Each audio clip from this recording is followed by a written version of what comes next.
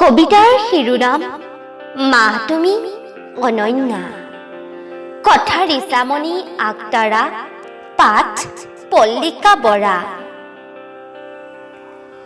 হৃদয়খনে বাৰে বাৰে কৈ আছে তোমাক লৈ একলম লিখিবলৈ।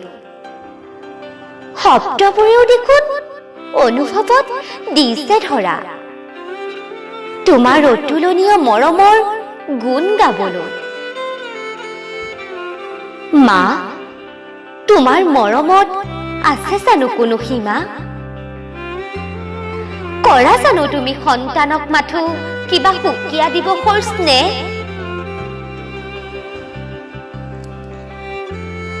মা মাথো শব্দ নহয়, পৰীক্ষাত লিখিবলৈ দিয়া 5 নম্বৰৰ চমুটোকাৰ দৰে 2 পেজত শেষ কৰিবলৈ।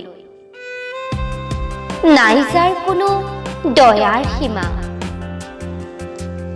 মা, লাগি থাকা তুমি সন্তানৰ এটি ছাৰ দৰে, যাতে নোৱাৰে কোনোবাই কুদৃষ্টিৰে আক্ৰমণ কৰিবলৈ। কেতিয়াবা আকৌ এজন চিকিৎসকৰ দৰে মুখলৈ চাই তুমি কৈ দিয়া শাৰীৰিক নে মানসিক অসুস্থতা। তুমিয়ে কেতিয়াবা আকৌ বেষ্ট ফ্ৰেণ্ডৰ দৰে মুখত এমুকুৰা হাঁহি দেখিলেই কৈ দিয়া সেয়া পাপটিৰ নে তাচ্ছিল্যৰ হাঁহি। 2 নয়ন যুগলত ক্ষুদ্ৰ পানী দেখিলেই এটাৰ পিছত এটাকৈ মৰমেৰে প্ৰশ্ন সুধি দুখৰ সমভাগী হৈ প্ৰেৰণা যোগোৱা। জীৱন বাটত যুঁজিবলৈ।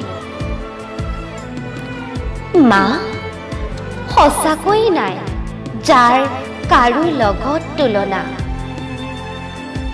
মা মাথো অনন্যা। মা, তুমি অনন্যা।